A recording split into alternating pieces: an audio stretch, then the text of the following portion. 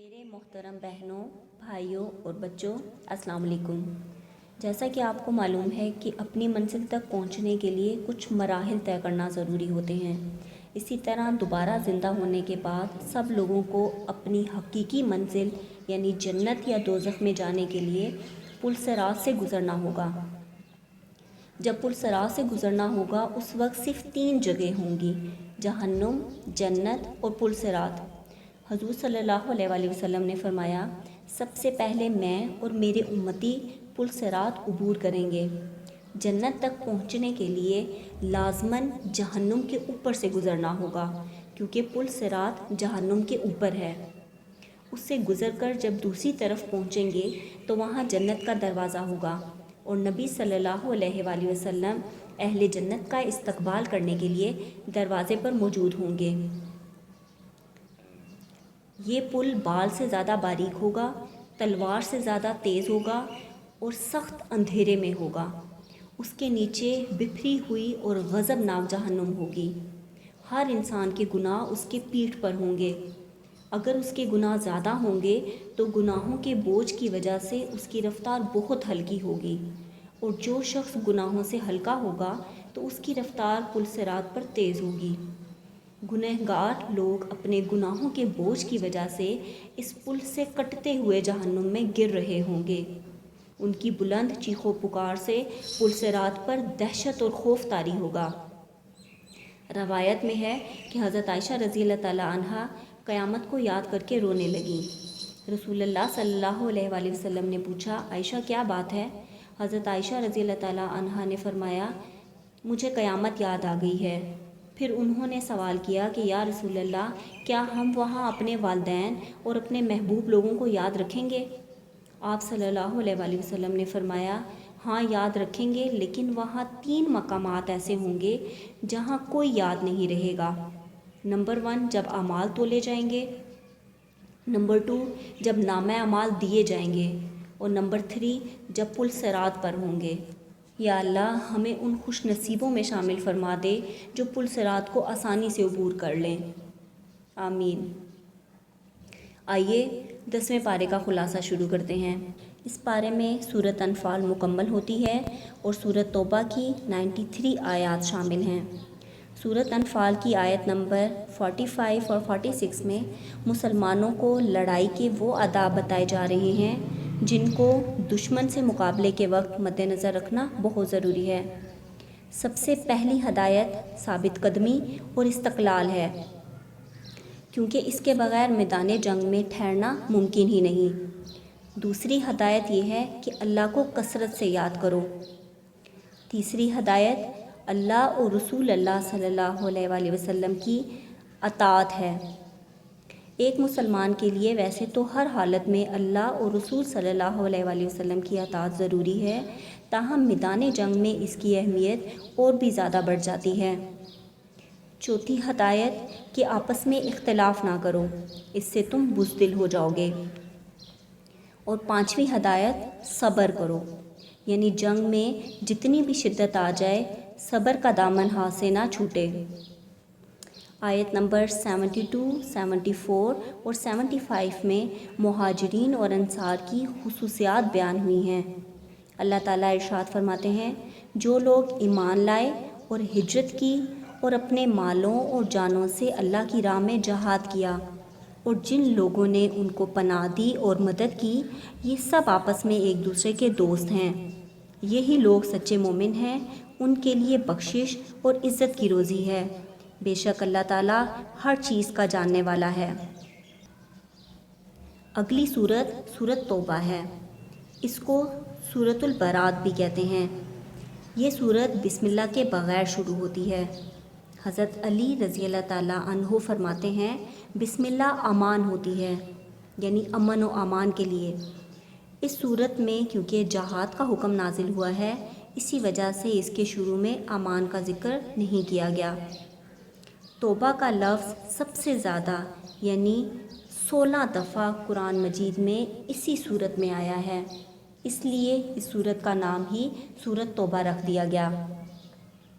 اس سورت کی پہلی آیت میں اللہ تعالیٰ ارشاد فرماتے ہیں، اللہ اور اس کے رسول کی جانب سے بیزاری کا اعلان ہے ان مشرکوں کے لیے جن سے تم نے عہد کیا تھا۔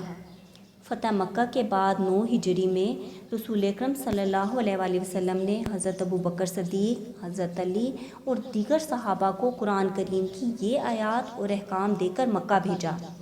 صحابہ نے آپ صلی اللہ علیہ وآلہ وسلم کے فرمان کے مطابق اعلان کر دیا کہ کوئی شخص بیت اللہ کا عریاں یعنی ننگے ہو کر طواف نہیں کرے گا، بلکہ آئندہ سال سے کسی مشرک کو بیت اللہ کے حج کی ہی اجازت نہیں ہوگی۔ آیت نمبر 18 میں ان اہل ایمان کو خوش نصیب اور ہدایت یافتہ کہا گیا ہے جو مساجد کو آباد کرتے ہیں۔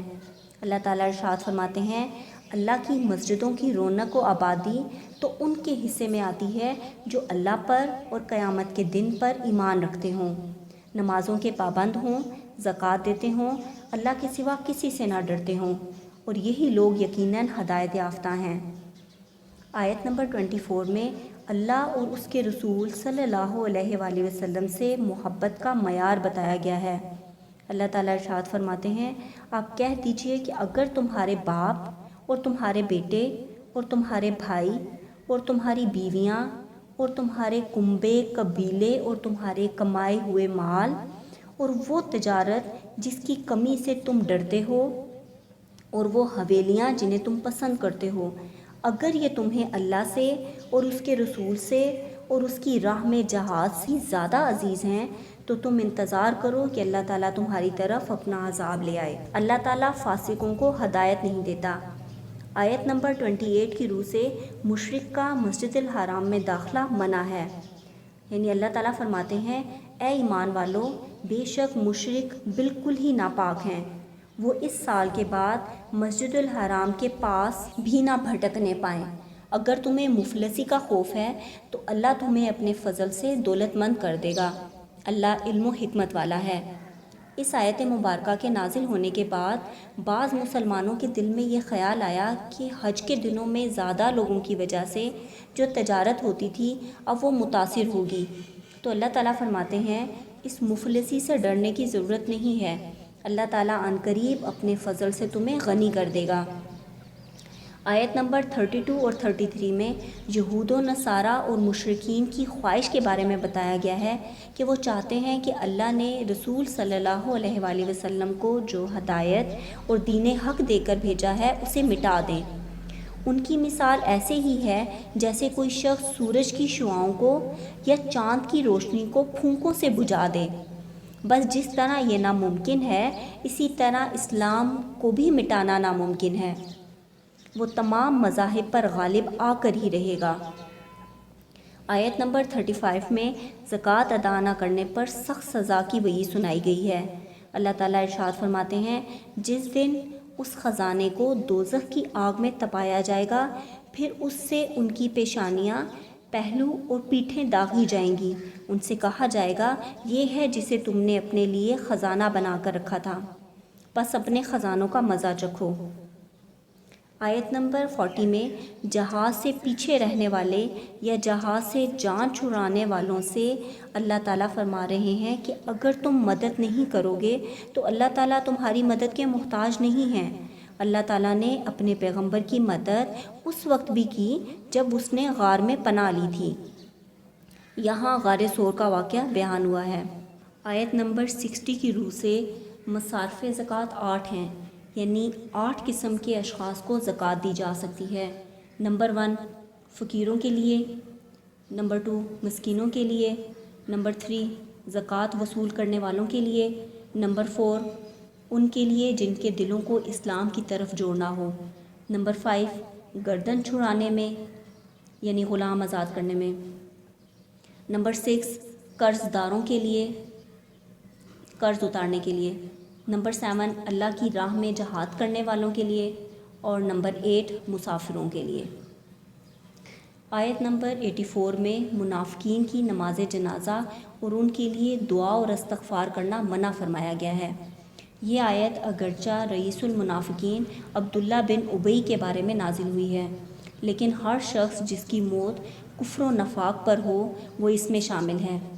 اس کی شان نزول یہ ہے کہ جب عبداللہ بن ابی کا انتقال ہو گیا تو اس کے بیٹے جن کا نام بھی عبداللہ تھا رسول صلی اللہ علیہ وآلہ وسلم کی خدمت میں حاضر ہوئے اور کہا کہ ایک تو آپ اپنی قمیض عنایت فرما دیں تاکہ میں اپنے باپ کو اس میں کفنا دوں، اور دوسرا آپ اس کی نماز جنازہ پڑھا دیں کہ شاید اس طرح اللہ تعالیٰ ان پہ اپنا خاص کرم کر لیں۔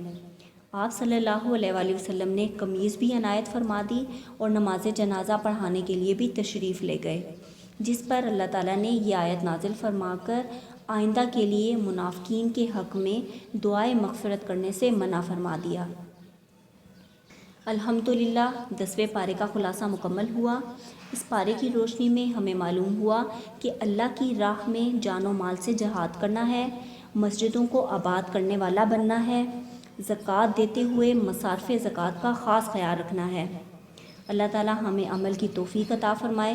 انشاءاللہ جلد ہی 11ویں پارے کی سمری کے ساتھ حاضر ہوں گی۔ اللہ حافظ۔